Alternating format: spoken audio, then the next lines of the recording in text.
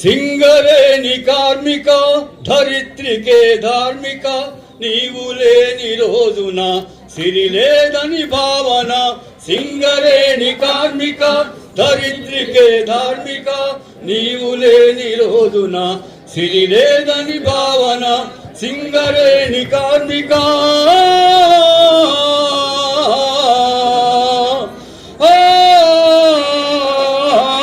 సింగరేణి కార్మిక ధరిత్రికే ధార్మిక నీవు లేని రోజున సిరి లేదని భావన.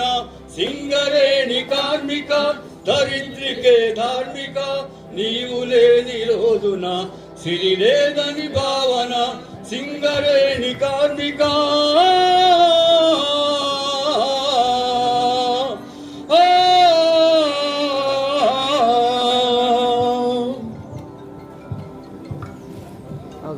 పోతానుగా ఫోటో కొడతా పోతారు వాళ్ళు వేస్తారా మాట్లాడతారా.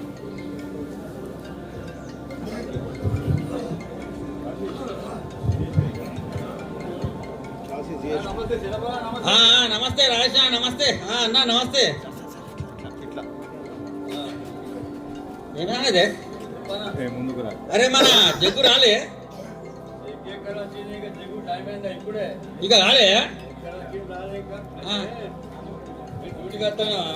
మా బండికి సైడ్ వచ్చిండు, పోతాడు మోరుతో పోకుండా పోతాడు పోడు.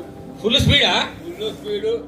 డ్యూటీ బట్టలే ఉన్నాడు కానీ మరి డ్యూటీకి వస్తాడు ఇక్కడ పోయినా తెలియదు. హెల్మెట్ లేదు మన లేదు, ఒకటే పోకుండా పోతాడు మోరుతో పోకుండా పోతాడు పోడు. అరే ఈ బిలానికి ఓ పద్ధతి లేదు, పాడలేదు అన్న దేనికైనా కూడా. అరే నమస్తే నమస్తే.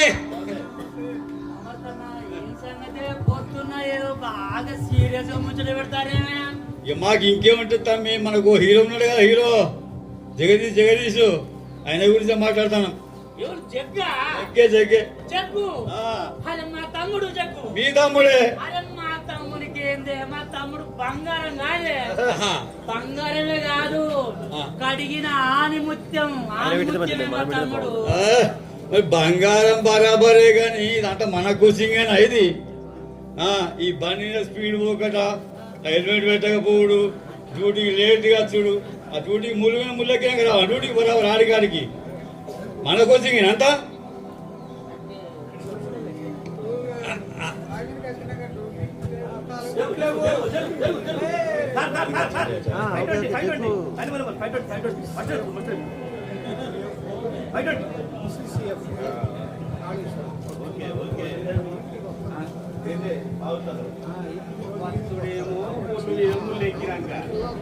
ఏంటిదే దోపుడు ఇట్లా ముళ్ళు మీద ముళ్ళు ఎక్కినాక చూడు, మ్యాన్వే నంబర్ ఏమో 520, నువ్వు చేసే పనులేమో 420 పనులు.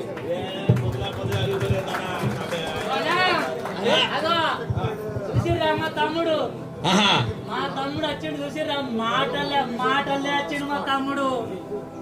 మాటల్లా కాదు మీ తమ్ముడు, గాలి వస్తాడు మీ తమ్ముడు. గాలి వచ్చిండా, విమానంలో వచ్చిండా, బండి మీద స్పీడ్ వచ్చిండా అన్నది కాదు సమస్య. ఆ టైంకు డ్యూటీకి వచ్చిండా రాలేదా, అది సమస్య. అట్లానా మీది? కాదు, అట్లా కాదు. మీ తమ్ముడు వచ్చేటప్పుడు ఏమన్నా తాకిందనుకో, మీ తమ్ముడు ఉండేది ఎక్కడ తెలుసా? గాలి వచ్చినట్టు కాదు, మీద ఉంటాడు మీ తమ్ముడు. ఎప్పుడు నా మీదనే నమస్తే నమస్తే. ఇక మీటింగ్ పెట్టుడు ఏమన్నా, ఇంకెవరి గురించి పెడతాం? నీ గురించే పెడతాము. మరి నీ గురించి కాకుండా అరే అది కాదు, నీ దగ్గర పద్ధతి లేదు, పాడలేదు. మరి పద్ధతి లేదు, క్రమశిక్షణ లేదు. నేను పెద్ద పెద్ద డంపర్ నడుపుతానా, పెద్ద పెద్ద స్టావల్ నడుపుతానా? అరే అవి నడుపుతానే అయిపోయింది. ఇక తెలియదా నువ్వు ఇక్కడ ఏం చేస్తానో అందరికి తెలుసు. నువ్వు సేఫ్టీ ఏం చేస్తానో మా గురించి మొత్తం. ఇక డంపర్ ఎక్కితే ఏమున్నది, సీట్ బెల్ట్ పెట్టావు, ఆ బెల్ట్ బౌద్ధి కొత్త బయట పెడతావు, పెడతావు కింద తీసుకు పెడతావు. ఏమిటి కాదు పెట్టేందుకు పెట్టా కానీ అరే అది కాదు ఆ డ్యూటీకి అత్తే కొడుతు కాళ్ళకు బూట్లు వేయవు ఆ తలకో టోపు పెట్టవు మేము అంత ఎట్లున్నావు చూడు నువ్వు అంత ఎట్లున్నావు చూడు చూసినావా ఓ అన్న నేనేం చెప్తా పాటు మా వాడు హెల్మెట్ ఎందుకు పెట్టాడు ఎందుకు పెట్టాడు ఎందుకు పెట్టాడు తెలుసా ఆ. మా వాడు పొద్దున డ్యూటీకి వస్తాడా హెల్మెట్ పెట్టుకోడు ఎందుకు పెట్టుకోడు అంటే అరే మా వాడు పొద్దున డ్యూటీ కానీ ఇంట్లోకి వెళ్ళి బయటికి వెళ్తే కోవంటి పోతానంటే కొద్ది జనం బాగా మంది ఎరిక మా తమ్మునికి అరే అందరూ నమస్తన్నా నమస్తన్నా నమస్తన్నా అంటారు అందరితో మాట్లాడాలి అందరికి నమస్తే పెట్టాలి ఈ హెల్మెట్ పెట్టుకుంటే బండి మీద హెల్మెట్ పెట్టుకుంటే మా తమ్మునికి ఆ పని జరుగుతుందా అందుకే మా తమ్ముడు హెల్మెట్ పెట్టాడు. తమ్మి నువ్వు బంగారంగా ఆటాడు నువ్వు కాదు తమ్మి జగదీష్, బండి మీద గంట స్పీడ్ పోతాను, హెల్మెట్ పెట్టుకునే తమ్మి పుస్తకం ఆ స్పీడ్లో పోగా రాయో రప్పో తరిగి ఏదో అడ్డం వచ్చినా కింద ఎగిరి కింద పడ్డావు అనుకో, తగ్గ ఏమైనా తాకింది అనుకో, ఏం తమ్మి నీ పరిస్థితి? నీ పరిస్థితి ఏమవుతుంది? నీ పిల్లల పరిస్థితి ఏమవుతుంది? చూడటాన్ని ఆలోచించుకోకూడదు. నీకు నీ రక్షణగా చెప్పేది మేమంతా. మొత్తం నీ గురించే. నాకేమైతుందన్నా మా ఇల్లు దీన్నే టాప్ వేరేసే లోపల బండికి టాప్ వేరేసే లోపల పై మీద ఉంటా నాకేమైతుంది? అదే రాంగా తాకింది అనుకో నువ్వు కూడా టాపులు ఉంటావు. మొత్తం నాకే పడుతుందా? అరే అది కాదు జగదీష్, వాళ్ళందరు నీ మీద పడడు కాదు, వీళ్ళందరూ ఎందుకు చెప్తానులే, వాళ్ళంతా నీ గురించి చెప్తలేరా? రక్షణ అనేది ఇక్కడ వచ్చిన తర్వాత చూసుకుంటే ఏదో కాదా, రక్షణ అనేది ఇంటికా నుంచే రావాలి. అరే ఒక హెల్మెట్ పెట్టుకొని వస్తే ఏమవుతుంది చెప్పు? రక్షణ అనేది ఇప్పుడు కాదు, ఇప్పుడు ఎప్పుడు ఎల్లప్పుడు అని మనం ఎప్పుడో నేర్చుకుంటున్నాం కదా. రోజు నేర్చుకునేది ఇట్లా నిర్లక్ష్యంగా ఉంటే చెప్పు. అది కాదు, నువ్వు మొన్న నేను ఆ సెల్ ఫోన్ దుకాణం కాడ చూసిన ఏమో చేస్తాను ఏంటిది, కొత్త ఫోన్ కొన్నా చెప్తింటలేడు. కొత్త ఫోన్ కొన్నావు కొన్ని దానికి స్క్రీన్ గార్డు పౌ చేపిస్తానా స్క్రీన్ గార్డు పౌ చేయిస్తున్నావు ఎందుకు? ఏమైతుంది? అయ్యో అట్లనే ఉంటే ఏమైతుంది? కింద పడితే పగలగానే ఆహా దాని ధర ఎంత? 25,000. 25,000 సెల్ ఫోన్ కి కింద పడితే పలుగుతుంది అని చెప్పి స్క్రీన్ గార్డ్ ఎత్తాను. మరి విలువ గట్టలేని నీ జీవితానికి నీ తలకు మరి ఎన్ని పైసలు పెట్టి గార్డ్ వేయాలి నువ్వు? అవుతామి. అందుకే రక్షణ అనేది ఇప్పుడు ఎప్పుడప్పుడు ఉండాలి తమ్ముడు. ఏమంటావు రమేశనా? అబ్బో తమ్మి అబ్బో అసలే తమ్మి నీకు బయలుదే పాఠాలు చెప్పినట్టు చెప్తారు వీళ్ళంతా. నాకే కాదు నీకు కూడా మన ఇద్దరం ఒకటే రా. మీ ఇద్దరు ఒక్కటే కానీ ఇవి బల్లె పాఠాలు కాదు, ఇవి జీవిత సత్యాలు. జీవిత సత్యాలు ఈ జీవిత సత్యాలను మనం పాటిస్తే మనం ఎప్పుడు ఏ ప్రమాదానికి గురి కాకుండా జీరో హామ్ తోటి ఉండొచ్చు. జీవిత సత్యాలు అవేంటి? అరే అది కాదు, అసలు మీకు ఏబిసిడీలు తెలుసానే రమేష్? ఏబిసిడీలు తెలుసా? నాకు మస్తు తెలుసు ఏబిసిడీలు. అరే చిన్నప్పుడు మా తడకల పల్లె మస్తు చదువుకున్న ఏబిసిడీలు. మా పల్లె నేనే ఫస్ట్. అవునా? చెప్పు ఏబిసిడీలు. ఏబిసిడీలు చెప్పనా నేను?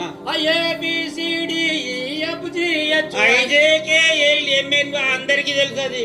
అవి కాదు మనం పాటించాల్సిన ఏబిసిడీలు, మన బాయ్ మీద అనుకునే ఏబిసిడీలు. ఆ ఏబిసిడీలు చెప్పు. ఏ అంటే ఏంటిది, బి అంటే ఏంటి చెప్పు నాకు. అయితే బల్లే వేరే ఏబిసిడీలు ఉంటాయి, బాయ్ మీద ఏబిసిడీలు వేరేనా? అంతే మరి. అగో దేని దానికి అదేమో మనం చదువుకున్నది, ఇది మన జీవితానికి అన్వయించుకోవాల్సిన ఏబిసిడీలు. ఏది మనకు రాసి పెట్టిన బోర్డుల మీద రాసి పెట్టిన నీకేం తెలుసు? ఏ అంటే ఏంటిది? ఏ అంటే నాకు తెలుసు.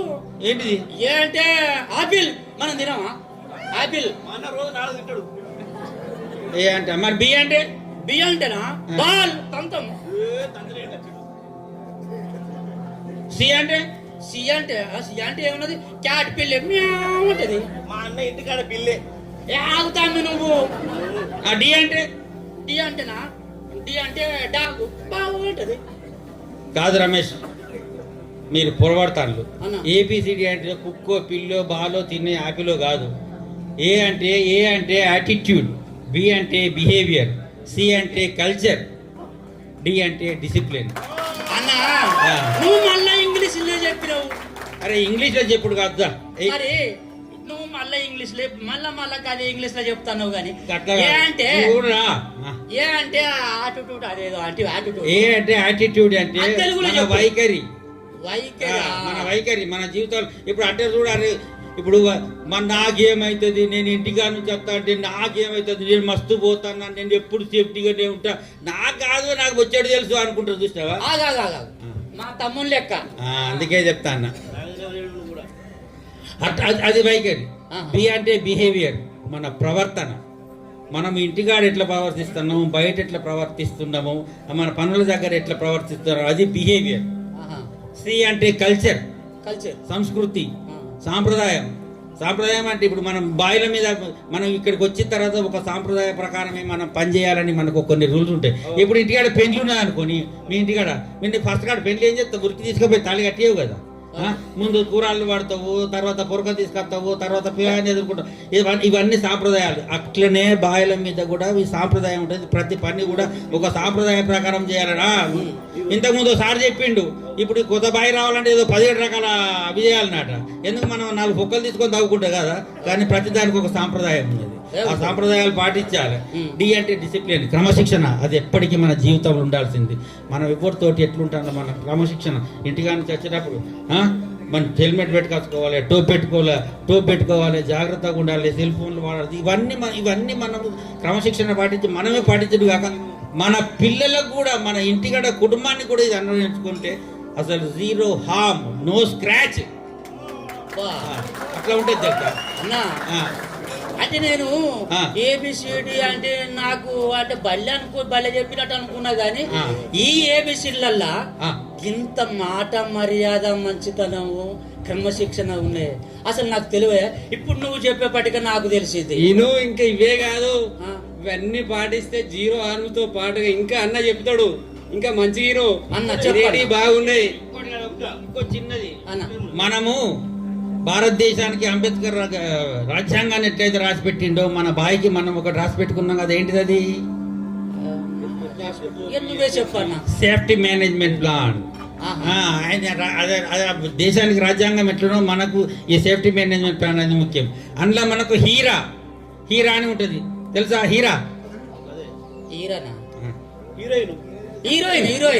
హీరోయిన్ అదో కాదు, హీరా అంటే హజార్డ్ ఐడెంటిఫికేషన్ రిస్క్ అసెస్మెంట్.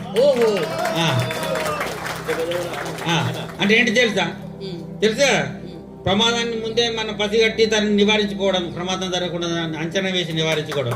అయితే హీరా అన్నం మంచిగానే ఉన్నది, కానీ మరి ముందే ప్రమాదాన్ని పసిగట్టి మనం ఎట్లా చేస్తాం? నువ్వు రోజు చేసేదే కదనే. నేను రోజు షూట్ చేయబడి. అరే పెద్ద సార్లు మన బాయికి అదే సంస్కృతి ఉన్నదని చెప్పి ప్రైజులు ఇస్తా అంటే నువ్వు రోజు చేసేది నీకు అది తెలియకుండా ఎట్లనే? అంటే నేను అయితే డ్యూటీ చేస్తాను మరి. అరే అది కాదు, ఇట్లా ఇప్పుడు నువ్వు డ్రిల్ హెల్పర్కి పోతావు కదా. నేను డ్రిల్ హెల్పరా? డ్రిల్ హెల్పర్కి పోతావు. నువ్వు రెగ్యులర్ గా డ్రిల్ హెల్పర్కి పోయినప్పుడు ఓర్మేన్ సార్ చెప్తారు, పరాని గ్యాలరీ మీద పోయి ఆ పొక్కలేయాలనే అని చెప్పి మీకు చెప్పిపోతారు. అప్పుడు నువ్వేం చెప్తావు? నేనా ఇక నన్ను డ్రిల్ హెల్పర్ పంపుతాడు కదా, ఇక డ్రిల్ తీసుకొని నాకు పలానా ఏరియాలో ఏమని చెప్పేసి మా ఆపరేటర్ చెప్తాడు, నాకు చెప్తాడు. ఇక డ్రిల్ తీసుకొని పోతాం. ఇక డ్రిల్ తీసుకొని పోయి అక్కడ ఎక్కడెక్కడ పాయింట్స్ పెట్టిరో మేము అక్కడ పాయింట్స్ మేము డ్రిల్ ఎత్తాం. సరే, ఇప్పుడు నువ్వు పోయినావు, ముందు నువ్వే పోతావు కదా. నువ్వు పోయిన గ్యాలరీ కాడికి పోయిన దగ్గర ఆడ క్రాక్స్ ఉంటాయి. క్రాక్స్ ఉంటే అప్పుడు నువ్వేం చేస్తావు? క్రాక్స్ ఉంటేనా? నేను చూసినా కదా క్రాక్స్, పోయినా చూసిన అప్పుడు బాగా క్రాక్స్ ఉన్నాయి కదా అని చెప్పేసి కథము టక్కర చూసి ఆ డ్రిల్ను అంట ఆపే అంట. ఆపే అనగా డ్రిల్ ఆపేస్తా. డ్రిల్ ఆపేసి కథం సెట్ల మా సార్ చెప్తా, సార్ ఇక్కడ మరి మీరు చెప్పిన ఏరియాలో మరి మొత్తం అన్ని క్రాక్స్ ఉన్నాయి సార్, మీరు తొందరగా రండి సార్ అని చెప్తా. సార్ వస్తాడు, సార్ వచ్చి చూస్తాడు, ప్రమాదం బాగున్నది అనుకో, ఏ బాబు ఇక్కడ పని బంద్ చేస్తున్నాం అని చెప్పేసి పని బంద్ చేసి ఆడ బరిమేసి ఎవరు రాకుండా బరిమేసి మమ్మల్ని వేరే కాడ పని పెడతాడు. ఇంకా బరిమేసి వేయకుండా అయిపోతుంది కదా. మా క్రాకులేవా మళ్ళీ ఎవరు రావద్దు కదా. రావద్దా? మరి నువ్వు అదే క్రాకున్న కాడ నువ్వు డ్రిల్ ఎత్తి అయిపోయేది కదా. ఏమైతే గట్లెత్తారన్నా, డ్రిల్లులు ఉన్నాయి, ఆ ఓవన్స్ ఉన్నాయి, ఆ క్రాకులు ఉన్నాయి, అవన్నీ ఉన్నాయి. ఆ డ్రిల్ వస్తుంది మళ్ళీ మేము నడుతా ఉంటాం, ఏమన్నా ప్రమాదం కదా. చూసినావా? ఇదే హీరా అంటే మరి. అయ్యో అబ్బా నాకు ఇది ఇదే హీరో అంటే హీరా? ఇప్పుడు ప్రమాదాన్ని ఎవరు గుర్తించిండ్రు? నేనే. హజార్డ్ ఐడెంటిఫికేషన్ హీరా హెచ్ఐ రానే వచ్చింది దాంట్లో. అబ్బా నా ఇప్పుడు నువ్వు మీ సార్కు ఎవరి సార్కు ఫోన్ చేసినావు, ఆయన వచ్చి ఏం చేసిండు? పని బంద్ పెట్టిండు. అవును. పని బంద్ పెట్టి మళ్ళీ అటు దిక్కు చుట్టుపక్కల ఎవరికి పోవద్దని దాన్ని ప్రమాదం జరిగే అంచనా దాన్ని వేసి ఆడ మొత్తం బండ్ పెట్టిండు. అది రా హీరా హజార్డ్ ఐడెంటిఫికేషన్ రిస్క్ అసెస్మెంట్ ఇదే. తమ్మి అన్న మనకు మంచిగా చెప్పిండు తమ్మి. ఈ ఏబిసిడీలు ఈ హీరాలు పాటిస్తే జీరో హామ్ నో స్క్రాచ్, చిన్న గీత పడకుండా కూడా ఇంటికా నుంచి సురక్షితంగా వచ్చి ఇంటికి సురక్షితంగా పోతాం.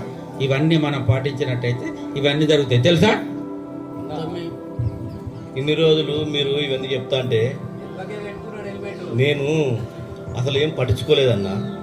వాస్తవానికి ఈ ఎస్ఓపీలు, సిఓపీలు, ఎస్ఎంపీలు, ఏబిసిడీలు, హీరా ఇవన్నీ నా కోసము, నాలాంటి వాళ్ళ కోసం అని చెప్పేసి నాకు ఇప్పుడే కనువిప్పు జరిగిందన్న. ఇక నుండి నేను ఇంటి వద్ద బయలుదేరేటప్పుడు, డ్యూటీకి ఇంటి వద్ద బయలుదేరేటప్పుడు హెల్మెట్ పెట్టుకొని వస్తా, మళ్ళీ వెళ్ళేటప్పుడు హెల్మెట్ పెట్టుకొని పోతా, డ్యూటీలో సీట్ బెల్ట్ పెట్టుకుంటా, హెల్మెట్ పెట్టుకుంటా, డంపర్ నడిపేటప్పుడు షూస్ వేసుకుంటా, అన్ని రక్షణ సూత్రాలను పాటిస్తా. నాకు కనువిప్పు జరిగిందన్న. అన్ని రక్షణ సూత్రాలు పాటించి లక్షణంగా ఉంటా అని చెప్పేసి మీకు మాటిస్తున్నా. తమ్మి అట్లే కాదు తమ్మి, ఇగో నాకు కూడా బాగా కనువిప్పు కలిగింది తమ్మి. ఇక అన్నలు చెప్పినట్టు మనం ఖచ్చితంగా జాగ్రత్తలు పాటించాలి. ఇగో నువ్వట మరి టంపర్ నడిపేటప్పుడు బెల్ట్ సగం పెడతానవట, మంచిగా పుల్లుగా పెట్టుకో, టోపీ పెట్టుకో. అగో ఆ బెల్ట్ పెట్టుకోకపోతే మొన్న భూపాలి పెళ్ళటం ఇక్కడ అన్నకు అది మీకు తెలుసా? అది భూపాలపల్లి ఉన్న ఓ3లో 2 యాక్సిడెంట్స్ జరిగినాయి. అంటే ఈ బెల్ట్ పెట్టుకోకనేనా? బెల్ట్ పెట్టుకోలేదు, టోపీ పెట్టుకోలేదు, చిన్న ప్రమాదాలు జరిగి అవి లేకపోవడం వల్ల వాళ్ళు మరణించిండ్రు, ఇంకొకైనా సీరియస్గా ఉన్నారు. వాళ్ళ పరిస్థితి ఘోరంగా ఉంటుంది. అందుకే ఇవన్నీ మనం పాటించుకోవాల్సిన విషయం. ఖచ్చితంగా డంపర్ నడిపేటప్పుడు హెల్మెట్ పెట్టుకుంటా, షూ వేసుకుంటా, సీట్ బెల్ట్ పెట్టుకుంటా. మన కోసం మనం తయారు చేసిన ఏర్పరిచిన ఫ్యాటిక్ మానిటర్ సిస్టమ్ అనేది ఉంటుంది. ఫ్యాటిక్ మానిటర్ సిస్టమ్ దాన్ని కూడా మనం డిస్మాండిల్ చేయకుండా, దాని మీద కవర్ చేయకుండా ఖచ్చితంగా అన్ని రూల్స్ పాటిస్తాను ఖచ్చితంగా. వెరీ గుడ్ తమ్మి. నువ్వు నీ అంతటోడివే, నువ్వు ఇంత మార్పు వచ్చింది నీ లోపలంటే తమ్మి, నేను కూడా ఈ రోజు నుంచి నా రక్షణ నా బాధ్యత, నా రక్షణే కాదు మన రక్షణ మన బాధ్యత అంటూ ప్రతిరోజు రక్షణతోని పనిచేద్దాం, లక్షణంగా జీవిద్దాం. ఇలా మన సింగరెడ్డి స్ఫూర్తి. జై సింగరెడ్డి. రక్షణేరా జీవితానికి వెలుగునిచ్చే వెన్నెలా, రక్షణేరా బ్రతుకు బాటలో నీడనిచ్చే తోడురా. జై సింగరేణి. రక్షణ విషయంలో తగ్గేదేలే. Thank you sir, thank you. ఈనాటి ప్లేలెట్ పట్ల వారి యొక్క సందేశాన్ని అందించవలసిందిగా జలమైన ఆర్ఎండి శ్రీ సిహెచ్ వెంకటరమణ గారిని కోరుతున్నారు. అందరికీ మరొకసారి శుభోదయం. With the permission of the project officer and GM గారు, this is the culture to be developed. High appreciation అండి. దీనికి సమయము సందర్భము ఏదో వారోత్సవాలు అవసరం లేదు. This shows the culture of the mind, the dedication of the mind management. Mind management అంటే right from PO to all the employees, all departments.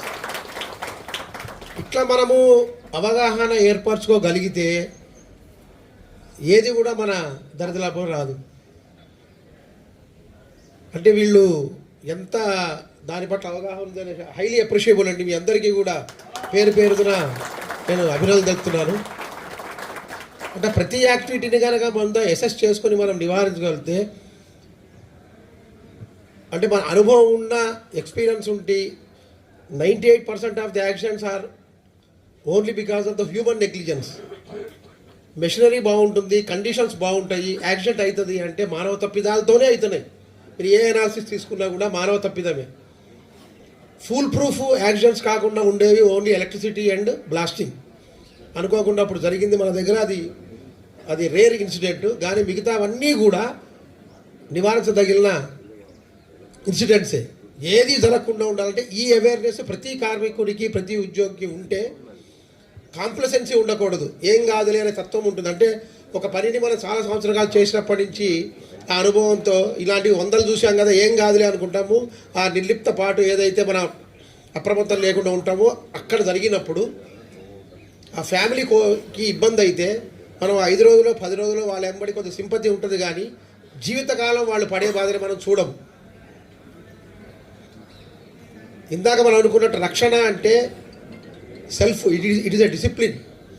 అంటే ఒకటి మోస్ట్ ఇంపార్టెంట్ ఏంటంటే నా వల్ల వేరే వాళ్ళు ఇబ్బంది పడకూడదు అని మనం అనుకుంటే, ఇప్పుడు నా పక్కన వీరున్నారు, వీరి పక్కన వారు ఉన్నారు, అట్లా అనుకుంటూ వస్తే మళ్ళీ నా దగ్గరికి వస్తుంది. ఇట్లా అందరూ ఇక్కడ ఉన్న 100 మందిని మనం 1, 2, 3 అని లెక్కేసుకుని మళ్ళీ వస్తే నేనే వస్తాను అంటే నా వల్ల పక్క వాళ్ళకి ఇబ్బంది కాకూడదు, ఈ పక్క వాళ్ళ ఆ పక్క అవగాహన ఉంటే 100% కాదు 200% సేఫ్టీ ఉంటుంది. I highly appreciate the playlet designed and presented. This is the culture to developed అండి. దీనికి సమయం సందర్భం అక్కర్లేదు. నేను పిఓ గారిని, మేనేజర్ గారిని, వీళ్ళందరినీ కోరుకునేది అంటే తరచుగా ఫ్రీక్వెంట్గా డిజైన్ చేసుకుని ఇంపార్టెంట్. ఇంకోటి ఏంటంటే వీళ్ళు ఏదైతే ట్రస్ట్ ఏరియాలో అంటే ఇక్కడ మైన్ ఇది డే లైటింగ్ మైన్ కాబట్టి అండర్గ్రౌండ్ మైన్ నుంచి ఓపెన్ కాస్ట్ ఉంది, కానీ దానికి అనుగుణంగా వీళ్ళు డిజైన్ చేసుకున్న ప్రోగ్రాము డ్రిల్ ఏరియా అనేది. కాబట్టి చాలా యాప్ట్ ఉన్న దాన్ని చేసుకున్నారు. ఇలాంటివి మీరు ట్రస్ట్ ఏరియాస్ ఐడెంటిఫై చేసుకుని ఏదైతే ఇంపార్టెంట్ ఉన్నాయో వాటిని తరచుగా అందరికి అవగాహించాలని కోరుకుంటూ once again I highly appreciate the team of RGOC and the playlet. Thank you అండి.